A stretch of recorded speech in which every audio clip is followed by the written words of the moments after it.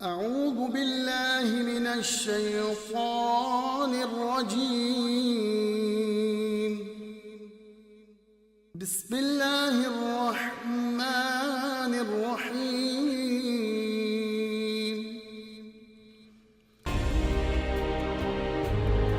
دوستو، جیسا کہ آپ سب کو معلوم ہے کہ اسلام میں جس جانور کو حلال سمجھا جاتا ہے اس کو ذبح کیا جاتا ہے، مگر مچھلی واحد وہ چیز ہے جس کو ذبح نہیں کیا جاتا۔ تو پھر یہ حلال کیسے ہوئی؟ تو آئیے آج اس خوبصورت معلوماتی ویڈیو کو دیکھتے ہیں۔ سائنس نے غیر مسلموں کے سب سے بڑے سوال کا جواب دے دیا ہے، ایک ایسی حقیقت کہ جان کر آپ بھی بے اختیار سبحان اللہ کہہ اٹھیں گے۔ اسلام نے حلال کھانے کا حکم دیتے ہوئے حرام کھانے سے منع کیا ہے، اور ایسے جانور کا گوشت استعمال کرنے کا حکم دیا ہے جسے اسلامی طریقے سے ذبح کیا گیا ہو۔ غیر مسلم نہ صرف حرام گوشت کا استعمال کرتے ہیں بلکہ اسلام کے اس حکم سے متعلق مچھلی کی مثال بھی پیش کرتے ہیں۔ یہ سوال بھی اٹھاتے ہیں کہ اسے ذبح نہیں کیا جاتا تو پھر یہ حلال کیسے ہو گئی؟ مگر اب سائنس نے اس سوال کا جواب دیا ہے اور ایسا حیران کن انکشاف کیا ہے کہ آپ بھی بے اختیار سبحان اللہ کہہ اٹھیں گے۔ اللہ تعالیٰ نے دنیا میں موجود ہر چیز بہترین انداز میں بنائی ہے، اور ایسا ہی معاملہ مچھلی کے ساتھ بھی ہے۔ مچھلی جیسے ہی پانی سے باہر آتی ہے تو اس کے جسم میں موجود تمام خون فوراً اپنا راستہ بدل لیتا ہے، اور مچھلی کے منہ میں واقع ایپیگلوٹس، جسے ہم گلپھڑے بھی کہتے ہیں، میں جمع ہونا شروع ہو جاتا ہے۔ مچھلی کے پانی سے نکلنے کے کچھ ہی دیر بعد اس کے جسم میں موجود خون کا ایک ایک قطرہ ایپیگلوٹس میں جمع ہو کر باقی گوشت کو خون سے پاک کر کے اس کا گوشت خالص اور حلال کر دیتا ہے، اور یہی وجہ ہے کہ مچھلی کو ذبح کرنے کی ضرورت باقی نہیں رہتی۔ اور جس دوران مچھلی کا گوشت بنایا جاتا ہے تو ایپیگلوٹس کو بھی نکال دیا جاتا ہے، جو کہ مچھلی کے منہ کی جانب ہوتا ہے۔ آپ نے اکثر اس بات کو نوٹس کیا ہوگا کہ مچھلی کی صفائی کرنے والا اس کا منہ الگ کر کے پھینک دیتا ہے اور آپ کو صاف ستھرا گوشت فراہم کرتا ہے۔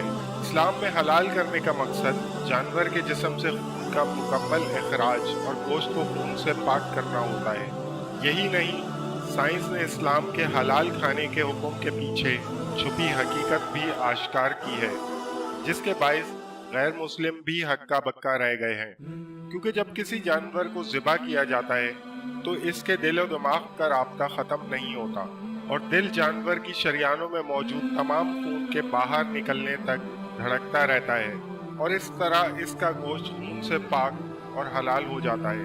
دوسری جانب جب کسی جانور کو غیر اسلامی طریقے یعنی جھٹکے لگانے کے ذریعے ہلاک کیا جاتا ہے تو اس کا دل بھی فوراً دھڑکنا بند کر دیتا ہے، اور یوں جسم سے خون کا اخراج نہیں ہو پاتا، اور یہ گوشت بعد میں سنگین بیماریوں کا باعث بنتا ہے۔ سائنسدانوں کا ماننا ہے کہ مختلف قسم کی سنگین بیماریاں پیدا کرنے والے جراثیموں اور بیکٹیریاز کی افزائش کے لیے خون بہترین چیز ہے، اور جب جانور کے جسم سے خون کا اخراج نہیں ہوتا تو یہ گوشت کو ہی خراب کر دیتا ہے، اور جب انسان اسے کھاتے ہیں تو بہت ساری بیماریوں میں مبتلا ہو جاتے ہیں۔ میں ایک واقعہ آپ کے ساتھ شیئر کرنا چاہوں گا جو کچھ ٹائم پہلے ایک انٹرویو میں دیکھا تھا۔ سابق کرکٹر قاسم عمر سے تو آپ سب واقف ہی ہوں گے۔ انہوں نے ایک دفعہ کسی غیر مسلم عورت کو جب حلال گوشت سے بنا کھانا کھلایا اور اس غیر مسلم نے کہا کہ اس کا ذائقہ کچھ مختلف تھا مگر بہت اچھا تھا، تو انہوں نے کہا کہ یہ حلال گوشت ہے، جس پر وہ غیر مسلم عورت بھی قائل ہو گئی۔ میں اس انٹرویو کا ایک چھوٹا سا حصہ آپ کے ساتھ شیئر کرنا چاہوں گا۔ ایک ہمارے گھر میں ایک خاتون تھی، ہمارے گھر کے پاس تھی، بوڑھی تھی بیچاری، مسز کیتھرین، 60 سال کی عمر تھی۔ جب بھی ہمارے گھر آتی تھی تو وہ ایک اکثر کہتی تھی، کھانا کھاتی تھی، حلال meat is good nice taste, حلال گوشت کا ذائقہ مجھے پسند ہے۔ تو میں نے ان کو کافی، تو لمبی اسٹوری مختصر کر رہا ہوں، جب میں نے ان کو پوچھا کہ تمہیں میڈم کیسے پتہ چلتا ہے یہ حلال ہے، تو اس نے کہا دیکھو یہ حلال گوشت میں اور جھٹکے گوشت میں فرق ہے، اس کا ذائقہ اچھا ہے، اور جو اللہ نے آپ لوگوں کو کہا ہے تو یہ صحیح ہے کہ اس کا جو ہے وہ گوشت کو حلال کر کے کھانا چاہیے۔ اس سے یہ بات ثابت ہوتی ہے کہ اسلام نے ہمیں حلال جانور کھانے کا حکم ہماری صحت کی ہی بہتری کے لیے دیا ہے۔ امید کرتا ہوں آپ کو یہ معلوماتی ویڈیو ضرور پسند آئی ہوگی۔ اس ویڈیو کو لائک کریں اور دوستوں کے ساتھ شیئر ضرور کریں۔ تاکہ ان کی معلومات میں بھی اضافہ ہو سکے۔ مزید اس طرح کی ویڈیوز دیکھنے کے لیے ہمارے YouTube چینل کو ضرور سبسکرائب کریں۔